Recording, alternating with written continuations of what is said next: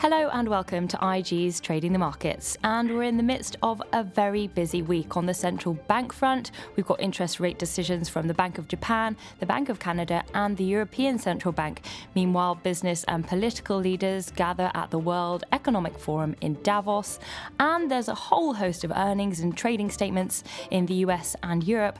And finally, the coronavirus has been raising concerns in Asia. So joining me to discuss all the news on the market is Chris Watling, CEO at Longview Economics. Chris, I thought we'd start with Davos because it's that time of the year again, and it really looks as though the debate over climate change is very much front and centre. We know Greta's there, Trump's there, even Mark Carney from the Bank of England has been weighing into the debate. How surprised have you been about how much airtime this debate has been taking up at Davos this year? Yeah, it's a good question, isn't it? It's clearly become the sort of the major thing. I think markets have been building towards, and financial markets and financial market participants have been building towards this becoming quite a more serious issue and more considered. We've obviously had ESG building over the years, but central bankers as well have started to talk a lot about it. Carney and Lagarde more recently. So, in a sense, I mean, you know, Davos is business and finance more than a bit of politics, and it's kind of not surprising in a sense. It's come to be quite a key issue there. Having said that, I mean, if you look at the list of top CEOs' concerns, I don't think it quite makes the top 10. I think it comes in at number 11 on one of the surveys I saw. So, yeah, it's clearly the topic du jour, and momentum's built towards getting it up there to the top of the Davos list. Yeah, so I guess as an investor, how do you see this playing out in terms of markets, at least this debate as we go forward? You mentioned the fact that it is kind of becoming increasingly important and has been growing for some time. I mean, we've seen different stocks and different sectors embrace clean energy, for example, cleaner technology. The automotive sector, for example, has been one clear example of that. I mean, I imagine for you, thematic investors around cleaner energy and technology could be a major trend in the years to come.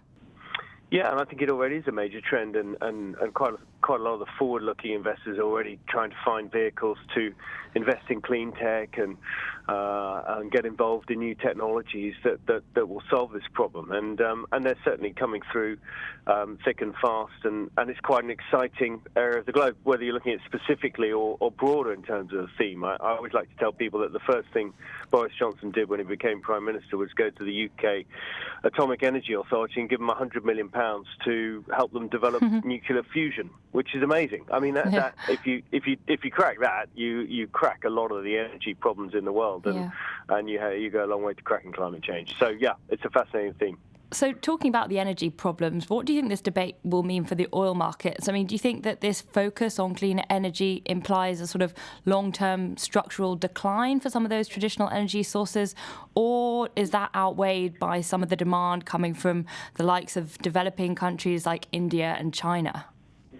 Well, again, it's another brilliant question because, I mean, the market's obsessed with trying to work out why energy stocks are so cheap at the moment and why they've, a lot of them have lost their correlation with the oil price and aren't seeing any upside on the back of that. And so cracking that problem is key. I mean, how much, with sort of high 90 million barrels per day demand in the world today, what will we be in 10, 20 years' time? And where does that leave the oil majors? And can they adapt to a new technology? I mean, I have to say it's not obvious that China and India are quickly adopting any of this stuff. I suppose China's being better than India, but so you've got to believe there's going to be a space for them, and in that sense, maybe there is an opportunity in the oil and gas stocks at the moment because they're very cheap. They're clear value stocks on the back of this theme and on the back of this sort of ESG capital leaving and so on. So maybe there's something to be said there. Peak ESG, peak climate change obsession is the time when all the bad news is in the price in the energy sector. Okay, let's move on to the coronavirus now, because there's reportedly been a case in Hong Kong now. There was the first case reported in the United States. We've learned of a number of deaths in China and several hundred illnesses across Asia. We saw Asian markets quite shaky at the start of the week, although they seem to be giving back some of those losses now. Is this something that you're keeping a close eye on? Will it likely have a major impact on markets as we go forward?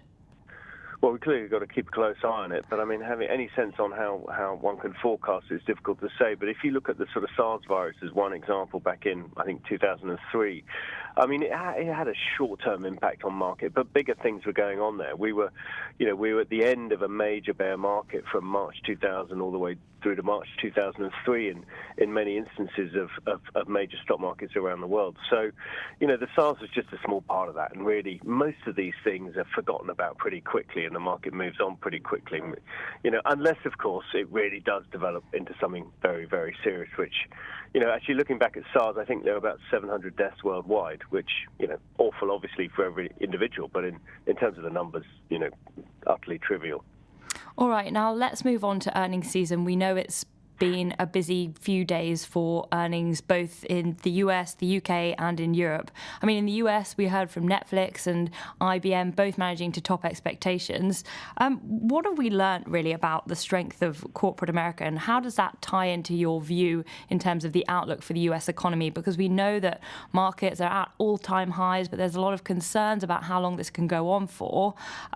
Is there anything in earnings season that could derail that sort of path that we're on? Well, it's always a risk, but the reality is earnings so far are doing what earnings always do. I mean, they're coming in just about 4% beat on earnings. If you look in the States, we've had about sort of 50-55 of the S&P 500 reports so far. They're sort of delivering bang in line outperformance as they do every quarter. So far, really, not too much learned. I mean, the banks are reasonably good, a number of them, the tech will be interesting, but I think markets are being fueled by this central bank largesse at the moment, and actual earnings are slightly contracting. The beat's better as always, but they're slightly contracting. I think as long as they continue on a path towards improvement throughout the year, they won't derail markets, and I suspect they will, because I think the global economy is in a cyclical upswing now, and that will help support earnings growth as we get further into the year. So I suspect it'll pass as not the most interesting event, except for the odd single stock where things are really happening. Okay, and then on that central bank largesse, we hear from the ECB this week. No change expected, but I think there's a lot of focus on Christine Lagarde and what her plans are going to be for policy. Of course, her presser is going to be very, very interesting. What are you looking for there?